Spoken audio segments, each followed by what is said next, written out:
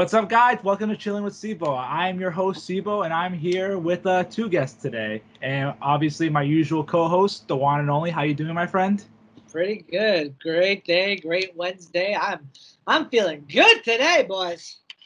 And the Juan identical twin, Pedro. How you doing, man? What up, y'all? Good to be back. Hey, why do you have a bottle always. cap on your face? Yes, Pedro right now has a bottle cap on his face. Experiment. I'm What? seeing if that theory that pirates wear eye patches because they want one eye to see in the dark is true. But That's bottle fun. cap doesn't cover your eye fully to make that experience. Actually, it does. I said it so. I can't see out of this eye. You know what? All right, better do you. But like, I'm getting to the point where I feel like that thing's gonna scoop your eye out to replace it. It won't. You'll scoop your eye out. Yeah. It'll So what do you? scoop your eye out. Oh, sorry. Go ahead. Sorry. It'll scoop your eye out like c.bo scoops me every time I see him. Yes, I do that. Yes. Are you guys still just scooping? That's so middle school. You don't understand, Pedro. You're not part of the cool kids. Oh man, that's. But how you guys doing, man? How you guys doing? Not Oh, bad. Overall, I've been making some progress. I got in contact with a rep from the NFL who's helping me try to find freelance work out in Los Angeles. So fingers crossed. And also, I'm interviewing an actual NFL player today, a linebacker for the New York Jets named Ahmad Gooden. That is awesome, man. Good for you. Thank you. What about you, Pedro? What you been up to? Well, today it's going to be one of the last few days of my TEFL courses, Teaching English as a Foreign Language courses. Okay. And then once I pass the final survey, I'll be fully certified to teach English to people who can't speak it in foreign countries or in here or in the United States. That is awesome, guys. Brad, we need more teachers. Yeah, we do need more teachers. Yes, and your work is gonna be definitely important if you not all during the pandemic and all that when kids are still stuck at home. Yeah, or Right. young adults. Your profession is appreciated, brother. Yeah. Thank you. As for me, I've worked, Persona 5, chill, and some things, some plans maybe going ahead for the YouTube channel to expand, Ooh, what are these plans? Ooh. They are TBA. So once we get more details and stuff like that, you'll be in the know. You just love teasing the audience, don't you? Yeah. So yeah. But anyway, guys, I guess we're gonna start right into it. The movie we chose for today's podcast is Starsky and Hutch. This was this is a very random choice that came out of nowhere. But to be honest with you, I'm kind of glad we saw this movie. You're kind of. Oh, now I'm too. Is there an echo? Does anyone have something underneath their speaker? Okay, we're good. Okay. Okay, so yeah, I'm glad we saw this movie. Because it was one of those movies from like that generation of actors that I just never saw, and when I saw it, I'm like, why haven't I seen this? This is the type of comedy that I've always loved, So yeah, you said it was gonna be a bad movie. I'm like, wow, this is far from that. This is a good movie. This is a fun movie. It's not the best comedy from that generation, but it's definitely a really fun one with its charm. But yeah, Ben Stiller and Owen Wilson, they make a great duo, and I thoroughly enjoyed this homage to 70s cop shows, specifically the Starsky and Hutch cop show. So how about you, Juan? What did you think of Starsky and Hutch? So I called this a bad movie because this was one of the first movies I ever saw when Pedro and I were living in Colombia, and it was the only one that was ever in English. And we've seen it many times that, from Pedro's and my perspective, it was a bad movie because we knew all the lies and all the jokes already. Okay. But then going into it and rewatching it and kind of like reflecting what younger Juan thought of this movie to what today's Juan thinks now, it's like, oh my God, like this is Rat Pack classic right here. Yeah. like this is like I know like so there's two Rat Packs when it comes to the comedy duos. There's the Adam Sandler Rat Pack, and then there is the Ben Stiller Rat Pack. And Ben Stiller's group of like comedians in this movie where it's Owen Wilson, Vince Vaughn, Will Ferrell, like comedy superpowers that were just at the peak, and Will Ferrell was still on the rise. Yeah. And just like kind of watching, like, it's not a great story overall. There were definitely plot holes I can poke here and there. But the acting was superb with regards to the idiocy and eccentricness that you can expect out of a Ben Stiller, Owen Wilson buddy comedy. Yes. And it kind of like carries to the point where like Ben Stiller is in his typecast in that he's neurotic and perfectionist and wants everything to be done right and by the book, as his character is Starsky, which is a character that he plays in a lot of other movies. And Owen Wilson's just this laid back, devil may care, living with the breeze kind of attitude that he's very well known for. Yeah. And like it's like seeing a tiger in the jungle in his element. You see two of these guys performing at what they do best, which is being themselves. And that's really like something I really appreciate out of this group of actors in this comedy. And like so trying to picture Owen Wilson as not Owen Wilson, Ben Stiller as a sex symbol was really hard. He's short, he's perfectionist, he's a little like out there. So trying to imagine Carmen Electra wanting to get with Ben Stiller was a little like unreal. I guess I was bad. And the whole dragon scene with Will Ferrell, that's classic Will Ferrell right there. Yeah, that's you have me dying. Oh, it looks like a bowl of oatmeal. But yeah, overall, great movie, and the most underrated performance, Snoop Dogg as Huggy Bear. Like no one touches Bear. It's too underrated. That's an underrated performance by Snoop Dogg. It shows that not only is he a great rapper and one hell of a football coach, but he's a great actor, especially when he's in his element of the smart talking, slick, underratedly intelligent pimp that knows what he's doing. What about you, Pedro? What are your thoughts? Oh man, this movie for me brought back a lot of memories, especially in our time in Colombia. But the one thing I'll say is it was a lot of cringe, to say the least. I think that's kind of the point, though. Like, I know, and to me, cringe is a bit hard to handle because sometimes I just like no, God, no, why?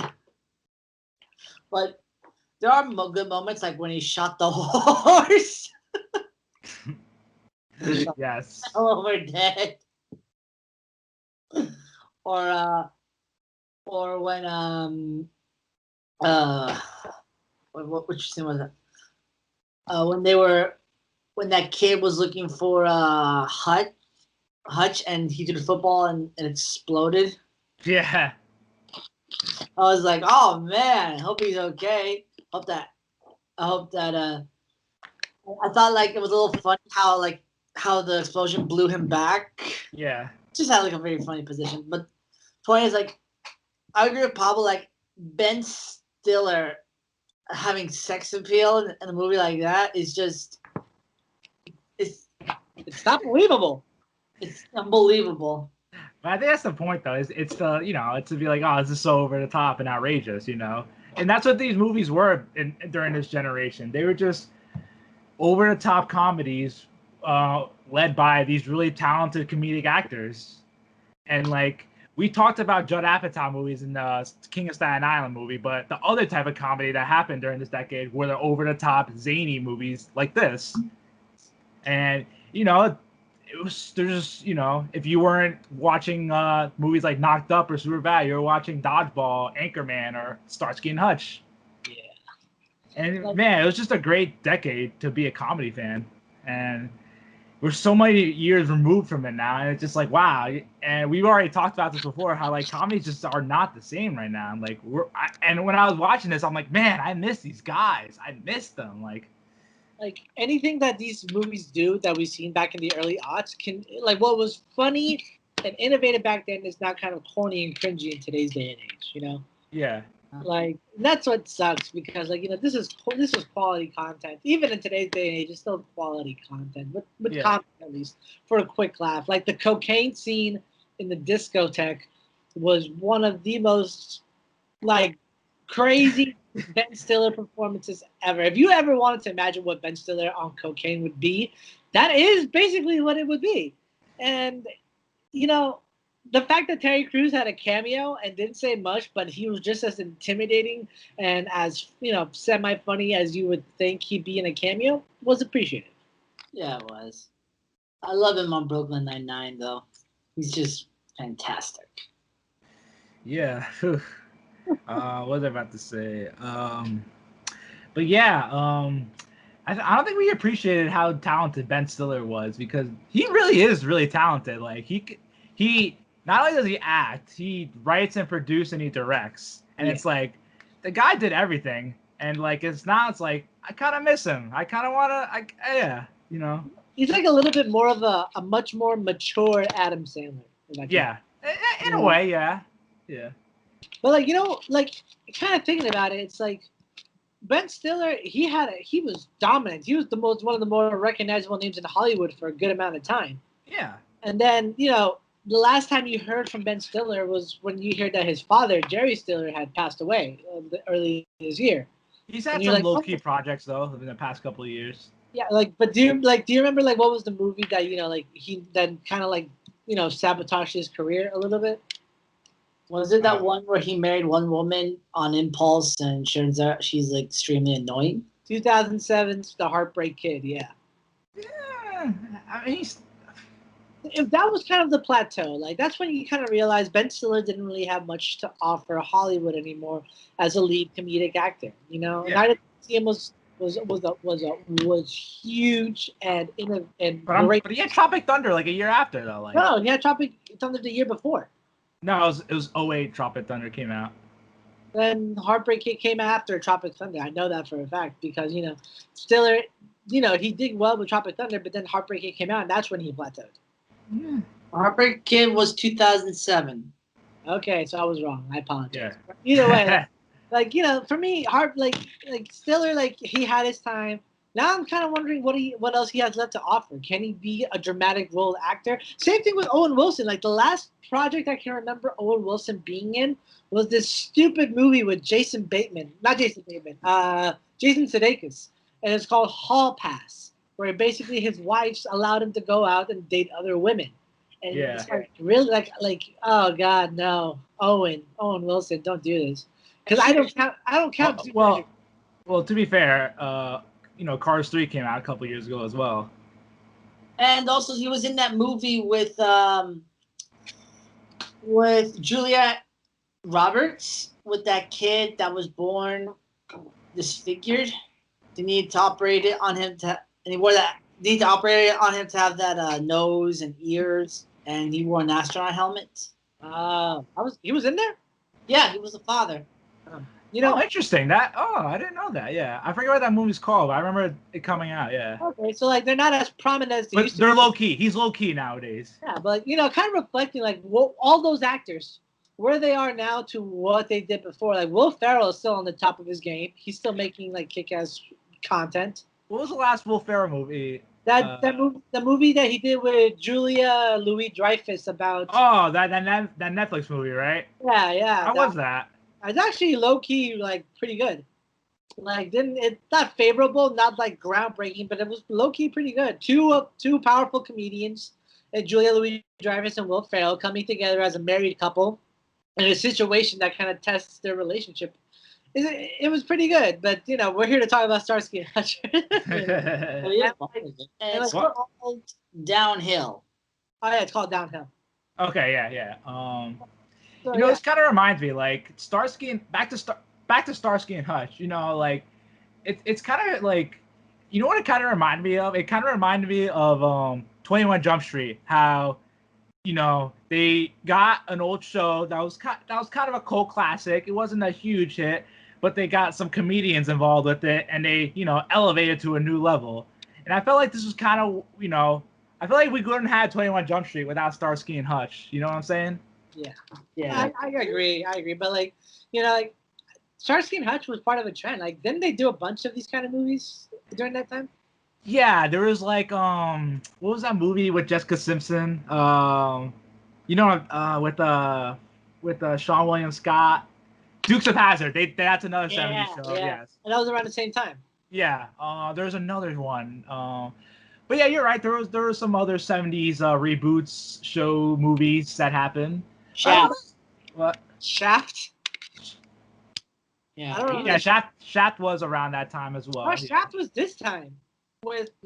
Oh wait, no, that's the new Shaft. There's an old Shaft. There's an old one with Samuel Jackson. Yes. Yeah. There's a 70s Shaft, then there's like the mid-aughts or early 90s Shaft, and then there's the modern Shaft. Yeah. Yeah. But like that kind of like brings up a good topic then. Like, how do you make a good remake or a good reboot? Or a good homage. Because or a good homage, yeah. Let's face it, Hollywood's running out of ideas, of original ideas. And they've resulted to have to reboot franchises and old topics and shows with a modern twist, Or just dig out old IPs that people haven't thought about and try to get like good actors surrounding it. Exactly, and there's no bigger culprit than Disney, because they're rehashing all of their Disney Renaissance into live action. Hey, but at least they're doing Tron 3 though. That's happening apparently.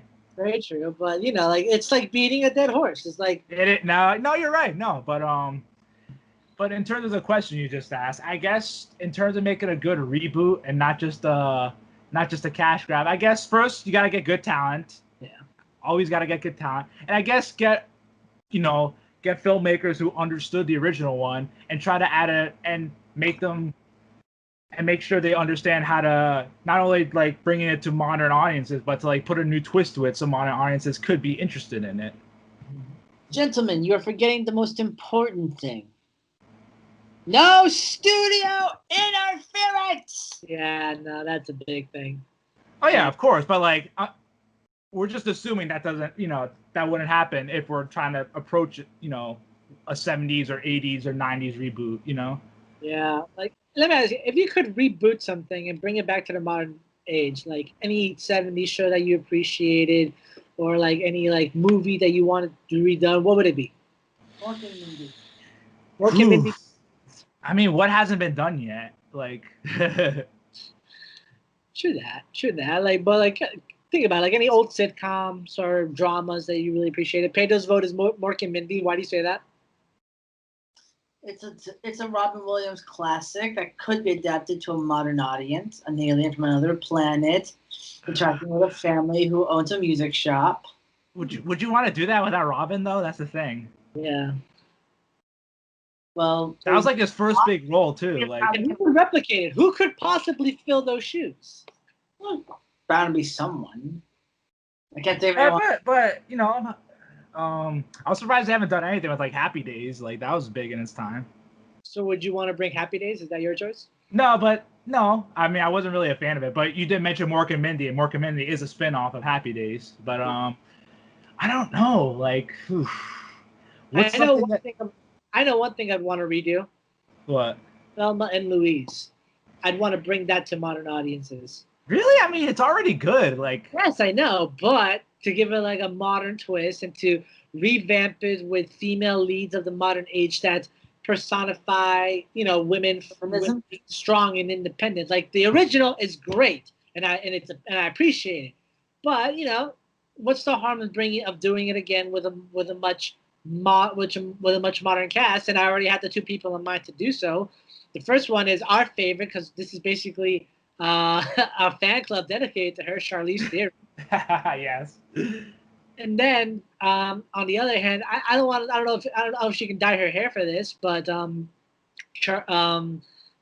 Margot Robbie. Ooh, interesting. And they already had a pretty good dynamic in Bombshell, so why not bring that dynamic out again? I mean, I wouldn't say no to a movie led by those two. I will say that. But I mean, to be fair, like Thelma and Louise is already kind of a ripoff of like Bonnie and Clyde. Two criminals on the run. Yeah, but they were lovers, right? Yeah. No, Thelma and Louise weren't lovers though. Obviously, they were just they were like sisters. Yeah.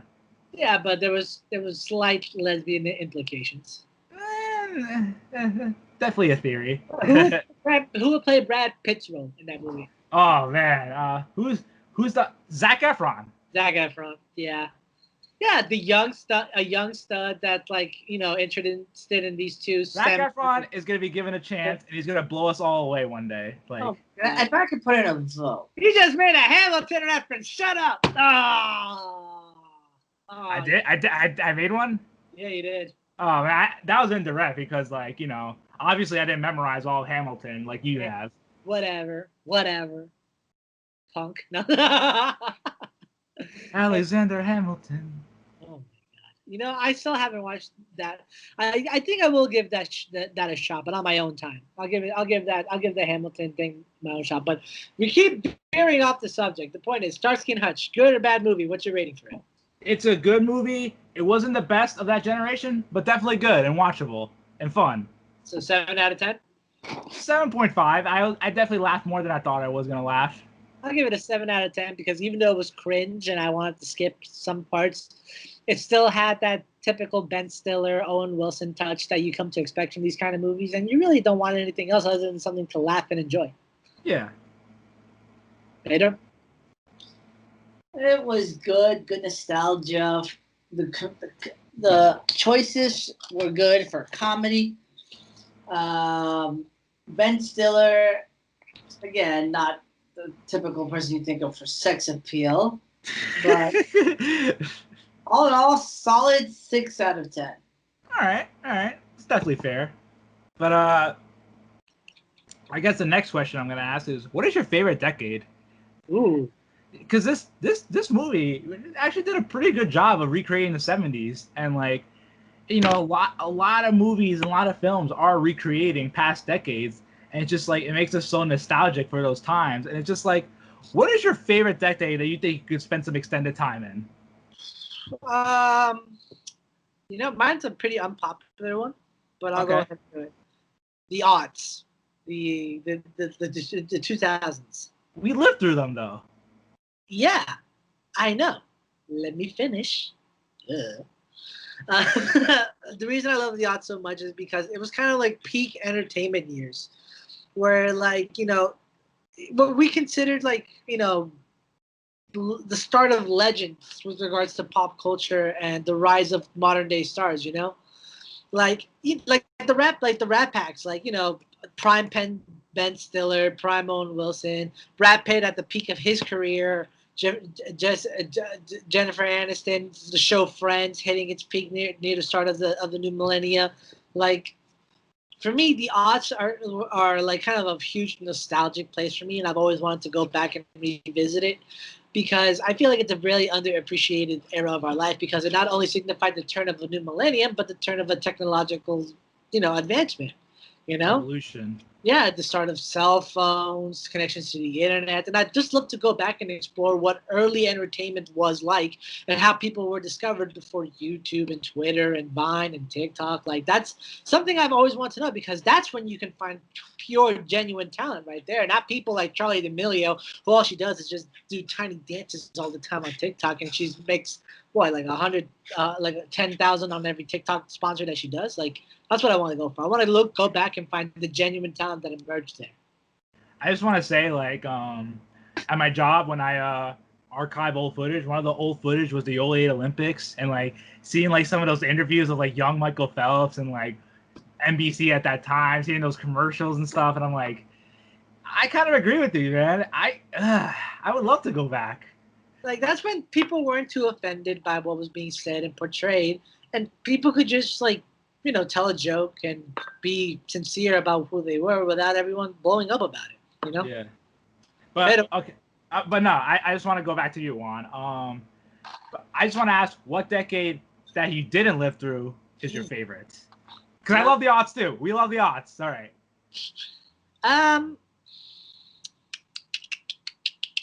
I would have to say the 80s, any other person. I love because I want to see. No, wait, no, I'm lying. No, not the 80s. I don't want to go to the 80s. I want to go to the late 60s and the early 70s. Ooh, okay. I want to be there at prime Queen years. I want to see Freddie Mercury live on stage when he was truly like at his peak and giving his best performances ever. Because, people want to see the Beatles. People want to see like Michael Jackson. I want to see the true king of music, the true pop star that is Freddie Mercury at the height of his power. And, I could watch Bohemian Rhapsody all I want, but it's not going to do it justice, All right. So, like, you don't like the later part of the 70s, like disco? Nah? Nah, disco? I mean, there's a reason there's a day that disco died. Because, disco just was not for me, bro. Oh, man. Early 70s, because that's like near like when the hippie movement was going on, when the civil rights movement was really like taking its charge and was really enforcing itself into society, and where young filmmakers were really making their imprint on society, a la Martin Scorsese. All right. I respect that, definitely. All right, cool. All right, Pedro, what is your favorite decade, and one you would spend extended time in? One that I was. Does it depend on my age? No, you can say anything. Yeah. Okay. I wish that I would be around my early 20s in the 1990s. Okay. Yeah, I definitely feel that way too sometimes. But like exactly 1990 to 1999, when shows like Seinfeld, Frasier, and oh man, I can't think of any 90s show. Oh yeah, and other NBC classics were on TV, and people would talk about them around the water cooler. So that was quality television. Yeah, and every week would be an event to watch those shows. Exactly. Yeah. Plus, no, definitely. Plus, even though life was a little simpler before the progression of the internet into a whole necessity, and iPhones and other stuff, it just felt like life in the 90s was simpler. I would love to live that time. And if I was me, the current me, in my early 20s, back in the 1990s, I could be friends with my parents, and I figured that would be like a funny situation too. All right. So I guess my favorite decade was the one Juan originally said it's probably the 80s. I pretty much love everything about it. The fashion, the music, the pop culture going on, the movies. I feel like I would fit right in. And life was simpler. You just, to meet people, you just go to a place where people hung out and you meet people. People nowadays are, you gotta plan everything with somebody. And even then, it's like, people would be flaky. Back then, if you told someone you're gonna meet someone at some place at some time, you'd have to follow through on that. Because if you you flaked out, you look like a big dick. Contracts. Yeah. But yeah, the music, the pop music in the 80s is the best era of pop music, because there's so many legends that we still talk about today. We're at the peak of their powers, and it's just like, to be just listening to the radio and be like, oh, this new Michael Jackson song is out, and I'm like, wow, that's awesome. Or this new Prince song, this new Madonna song, this new Bruce Springsteen, this new Bryan Adams, yeah. Adams, oh my god. it just seemed like an amazing time to live in. Obviously, the decade has its flaws, but For me as a football fan, I would love to see the 80s style football players that were there. The 85 Bears, the Rise of the Giants. That'd be a great sports fans. Yeah, man, it was a good time, and that's probably the era I loved. I mean, I would just love to wear these neon shirts and dance in the club like you see in the movies. I'm like, why aren't I there? Like, Would you also want to wear like those knee-high socks and those headbands? Hell yes, I want that. Yeah. All right. All right. But I do dig the 70s though. The 70s have definitely grown on me. I like kind of the back half of the 70s better with the disco and all that, because I just like that aesthetic. I think that it's friggin' awesome in my opinion. Absolutely. Yeah. I mean, you have these afros and these open like collared shirts with hairy chests, and you just you dance to the Bee Gees, man. Like it's awesome. Like how's that not a good time? John Travolta in that movie with that song, man, and Saturday Night Fever. Oh, that's also one of the reasons, man. Saturday Night Fever is like low key in like my top 50. I feel like top 50. Yeah. Okay. Yeah. Like, what movies do you guys want to do for next week? Yes, we gotta decide on that. Well, we always come to a standstill at this part. We never have a good choice. So we went from a foreign psycho thriller to a mid-aughts comedy. So what's next random scene? Pedro, you know this. What would you do? You follow randomness from one genre to another. I'd say we do a drama. Yeah, you suggested a movie last week actually called The Lobster, and I was kind of interested in that. Lobster Man. Oh yeah, The Lobster. You're right. Yeah, The Lobster. Yeah. The guy who's gonna turn to a lobster? Well, that's not really what it's about, but yeah, whatever floats your boat. And it's about Colin Farrell is sent to a place where he has to meet the love of his life in less than 45 days, and if he doesn't, he's turned into an animal and set free in the wild. Yeah, I'm down to watch that. I'm down too.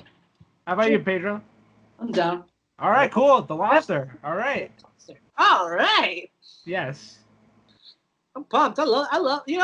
I gotta say, ever since we started doing this movie thing for the Chillin' with c.bo podcast, it's been the one thing I look forward to every week. Yeah, definitely. I definitely look forward to watching a new experience, and I'm like, let's see what this week brings. Like for Pedro and I, we turn it into like a legit movie experience, bro. Like we make popcorn, we get candy and sodas. We go sit in my basement where like we have it as like a home theater side of thing. Just turn off all the lights and we just enjoy, bro. It's been fun. Yes. All right. Yeah, I'm definitely excited for this. All right. So all right, I guess our next topic is gonna be the college sports. Well, college football this fall. It's pretty much gone. Oh my God. Okay, let me break it down a little bit for all you sports fans out there. So, basically, two of the Power 5 conferences in college football have decided to suspend their season for the fall, and possibly try to bring it back in the spring. Those include the Big Ten and the Which Pac-12. is where our lovely alma mater is in. Yes, and the Pac-12. Which leaves the ACC, the SEC, and the Big 12 left to compete. Now, what that means is that, like, a lot of these schools are going to be losing a lot of money because college sports, like especially the fall sports, bring a lot of TV revenue, fan revenue. Like, it's a huge money opportunity that colleges use to try to reinvent the school, hire teachers, pay all those stuff. And then with that source of revenue gone, you might see a hike in tuition. You might see teachers' salaries go down. You might see colleges even have to cut expenses with regards to campus construction. And as we remember, Rutgers was always under construction. Am I right, boys? Yeah. Yeah. So, in the Big Ten, some of the biggest schools that are no longer going to be playing include Rutgers, Penn State, Michigan, Ohio State, Iowa, Minnesota. Like these are like some of the biggest, some of the top programs in the country. The only two left that actually want to play and are looking to play in other conferences are Nebraska and Wisconsin or no? Yeah, and Wisconsin. I don't think so. It's Nebraska. One other who. Okay. Nebraska and who else? I can't remember the other one. It's another one, but I can't really remember right now on the top of my head. But yeah, those there are only two schools in the Big Ten that still want to play, but they're looking for one of the other three conferences to join in order to do so. As for the Pac, wait, go ahead. Sorry, I'm just saying, are those three conferences still willing to play at this moment? Like, especially the SEC, where that area of the country is still very much a hotspot for COVID-19. They want to. They do. Like, they really do. The president of the SEC says they're committed to trying to get the season going, even going so far as proposing a super conference composed of of ACC schools, SEC schools, and Big 12 schools, and whatever Pac-12 and Big 10 want to join to try to get the season to start. Now, for me, that means Syracuse football still going on. Master's alma mater right there, bros. But it's going to be interesting to see what happens because, personally, I can't imagine the situation getting any better, especially in colleges. Like, this is a rant time for me. I just gave you the facts. I'm going to give you the rant. Colleges, I understand it. Why you want to get the season to go because you need that money. Because let's face it, a lot of SEC schools don't exactly produce the best minds in the world. You know, that's what I mean. The best minds in the world go to like the Ivy Leagues, like Harvard and Yale and Princeton, and the Ivy League football just canceled their season. So, you know, coincidence, I think not. But anyways, like the SEC is desperate for this revenue. All the schools in it, Alabama, LSU, South Carolina, they all need this revenue in order to survive. They can't just rely on donor donations and boosters. It doesn't work that way. They need this. They need the TV revenue. They need the sales of merchandise by college football fans in order to stay afloat. And without a football season, a lot of that is going to affect, you know, their bottom line. And I, as a sports fan, would love to see a college football season. I would, but I also want these kids, these young men who are not getting paid to not be safe, to not risk their lives for a disease that has proven to be deadly for people with special conditions. And college football players can have special conditions. There are quite a few of them that have asthma, that have heart conditions, that have breathing issues. Like, it is a huge risk to give these young men with no agency of their own, like to go out and make a product like this. The only feasible solution I can think of to try to at least get this to be at the minimal safety measurements is to make all non-student athletes take their classes remotely from their homes, like off campus, away from the campus, and have only student athletes on the campus and form a bubble type scenario for student athletes on the campus. That way you limit the exposure of COVID-19 to, you know, typical students, and you still have a protocol to follow to conduct sports in a safe environment. But, you know, that's just the minimal of what they can do. It's not foolproof. People are still going to get sick, but at least you reduce the risk by a large amount. Yeah, you were pretty much 100% on point with everything you said. It's pretty much disastrous if this college football season is canceled, but that's pretty much our fault. It's not, you know, and we can't just try to force something that will make things worse. And, you know, with stuff like the Big 10 and the Pac-12, right? Yeah. Yeah. In lower conferences like the MAC and which is the MAC, the MWC, like a lot of these lower conferences are also have to cancel their season too. In fact, like, you know how I did player interviews for this company? So, like, I had a chance to interview one of the top 5 rushers, like running backs in the college football earlier this year, Jared Patterson for Buffalo. Yeah. And Buffalo is in the MAC conference, and the MAC had to cancel their season. So now this kid who threw himself into the national spotlight no longer has a way to try to put tape so that he can get drafted come the 2021 draft. So a lot of these players. He's a senior? He's a junior. He's a rising junior. Okay. Oh man, yeah. That's the thing. I feel sorry most for the kids who are on the cusp of being playing professionally, and now that this season is canceled, they have no platform to show what they can do for teams. You know. For a lot of NFL fans out there, if you know the story of Joe Burrow, the senior player, you know, the #1 overall pick in the 2020 NFL draft this season. From LSU, yes. Yeah, from LSU. He basically, so the way Joe Burrow's career path started was he committed to Ohio State, wasn't getting the starts and the reps that he wanted, transferred as a senior to LSU. Well, as a junior, he transferred to LSU, had to wait out the year. Then when his opportunity came as a senior to get the starting job, he made the most of it, won the Heisman Trophy, threw 60 touchdowns, over 5,000 passing yards, and was a champion, and was a college football champion with LSU, and then became the #1 overall pick. And Burrow himself on Twitter said that if he was born a year later and he was entering college football right now as a senior, as a chance at LSU, he would not have a job right now. he would not be the number 1 overall pick. He needed that year to show that he can play ball. And now, basically we're going to have a lot of the Joe Burrows out there not be able to prove themselves that they can ball, that they can play. And it's because then scouts would have to rely on past tape, and that's just not good enough anymore. It's going to be one hell of a season. Yeah, it's going to be like a whole lost generation. The 2020, the fall 2020 generation is just going to be, a lot of them are just going to be lost, I feel like. And it's really unfair to them, but it's just, again, it's this country's treatment. It's our treatment, and why this is happening, Can you repeat that? You kind of froze.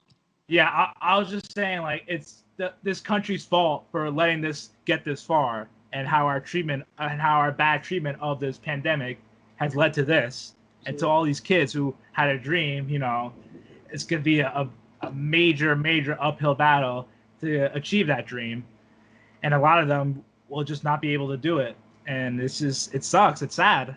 What's worse is that if college football decides to give these players who weren't having a chance to prove themselves an extra year to try to prove themselves the year after, not only did you lose time for these kids in their prime, but you're also taking away the time from incoming recruits who are looking to make their impact coming in early.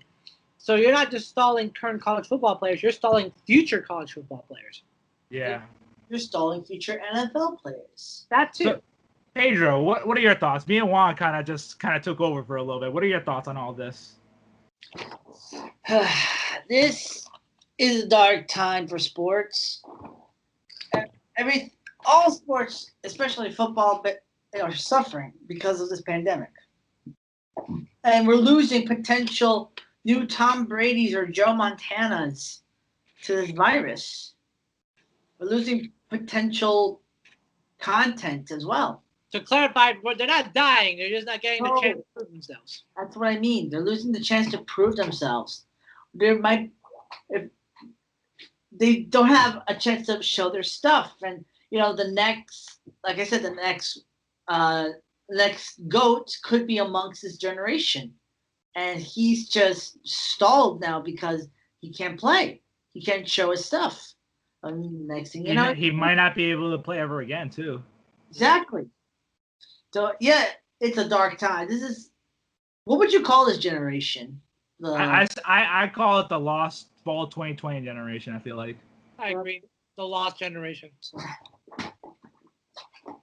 And this is a lost generation. And if they want to make a name for themselves, then they better learn marketing skills fast.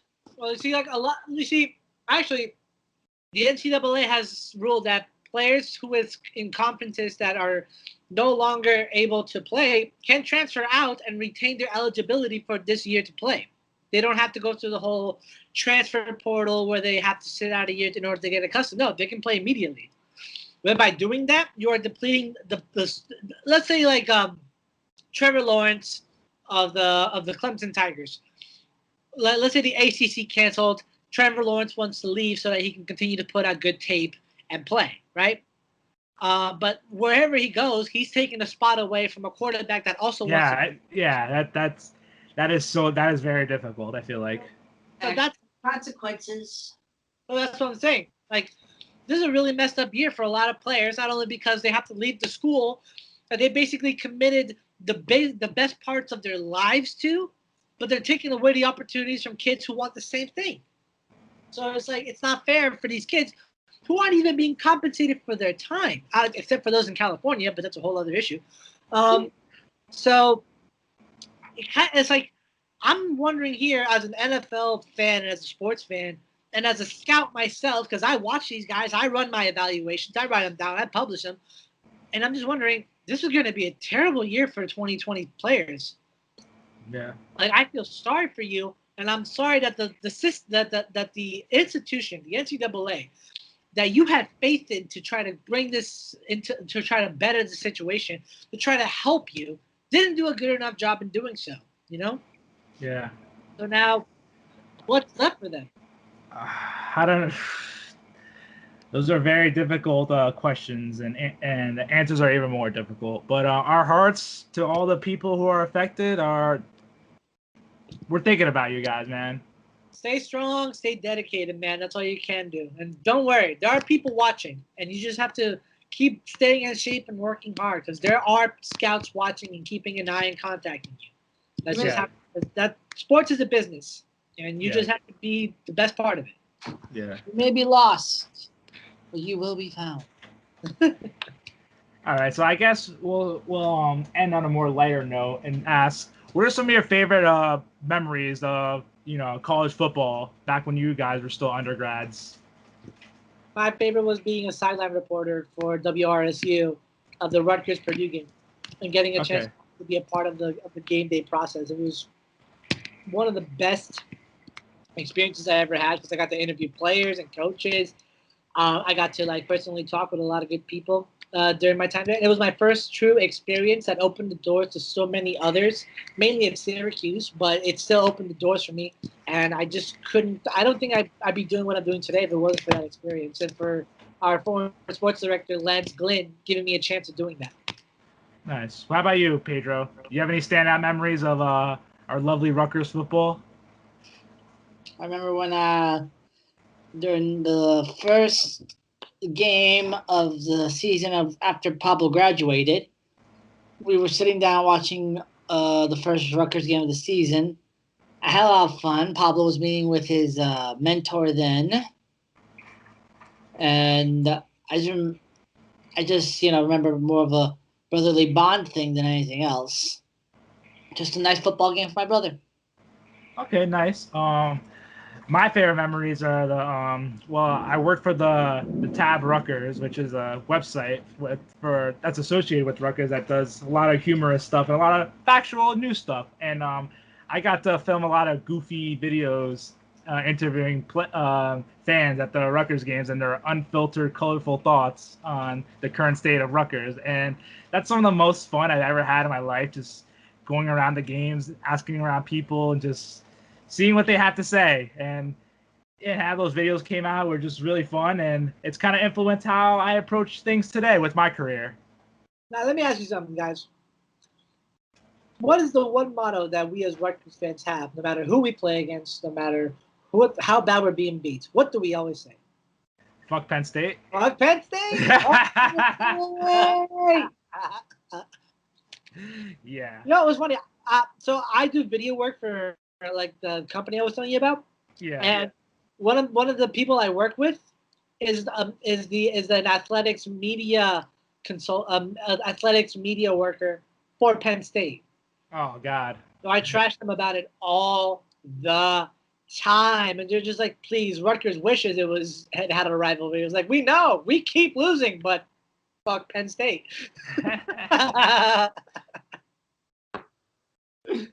Yeah. You know, I may have gone to Syracuse for my master's, but I will always be a Scarlet Knight at heart. You better be. Don't ever forget your roots. Never. Because you know why? I'm looking at them right here. Hey. All right, guys. I think that's it. This will be our shortest podcast yet. But, thank you guys so much for coming. Thanks for having us. Thanks, bro. I appreciate it. I just to point out my computer's frozen right now. So I've been talking to you guys on a broken computer. Well, it's still working, but it's all good. It's raining on my end, and it's really dark in my room right now. You guys just see like a face for me. Is it raining for you guys? Sunny, actually. Oh yeah, it's raining on my end. But anyway, guys, thanks for coming, and we'll be back next week with more crazy stuff that goes around the world. Will do. All right, guys, and we'll. You never see it coming. You'll be dinner and best around. God,